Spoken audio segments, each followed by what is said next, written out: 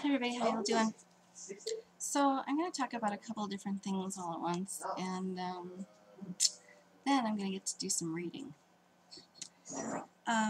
As a kid, I grew up doing a lot of reading. There were years that I just never even watched TV.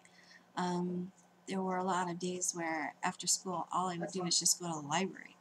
And if there was something in the section like that I couldn't take home, you know, I would sit and read encyclopedias sometimes, or there were just so many things I was interested in, and I loved being in libraries. So I loved going in people's houses and like seeing what books they had, and yeah. So when I was in college, I did happen to get a job working in a library, and I did consider being a librarian, but other plans took hold. There are times people can talk about in their life that they know are crossroads of where certain things happen to fall together in a certain way, and it led to other things happening, and that if it had gone in just another direction or route, it would have changed the entire course and scope and direction of their life. And I think I found one when I was getting some books out of my garage, and it was this one. Okay, now that book was published in 1912, and I used to definitely, I mean, I love the smell of books. This is like old and yellowed. I used to, you know, go to old bookstores and just see what I could find about anything, actually. And I remember it was my third year of college, and that was the year, like I said, that I worked in the library. When I had gotten that book, that was when I saw those creepy people, and I've talked about those creepy people. They were just like the great unwashed.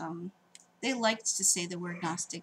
I do not know if they were. They were just creepy people who just wanted to like use their religion to kind of confuse other people, or they would use it as a way to get people to do things with them that they wanted them to, like drugs or sex or parties or whatever it was. But I knew that whatever they were involved with really didn't have anything to do with something that was spiritual. And because they linked it to something that had to do with Christ, I was like, well, I'm staying away from that. You know, very bad impression, right? So I remembered that I had gone back to the place I was living, and there was a commons area where people used to talk. I didn't live in a dorm, but we still had a commons area. Anyways. And there were some people, we were sitting and chatting about some pretty, you know, deep subjects, and people were talking about their faiths and stuff, and I had already gotten that book, but I hadn't had the chance to read it. And being that I mean, in some ways I had exposure, but really I didn't, you know, growing up as Jewish, that any kind of church history stuff was like just a mystery to me. I just didn't have any knowledge about it, and I didn't have any way to know how to look it up unless I had like actually looked it up, but I never did. So I had gotten that book as kind of like a way to try to start to figure things out a little bit. Well, before I got to read the book, I mean, I remember, I don't know, what did I do, maybe 20 pages or something? But I was talking with these people who were in the commons area, and there were just all different kinds of Protestant varieties of Christianity, one who was evangelical, and I think that there was one person who was Catholic, but unfortunately, instead of reading that book, I got into a conversation with all of them, and it disgusted me so much what they said.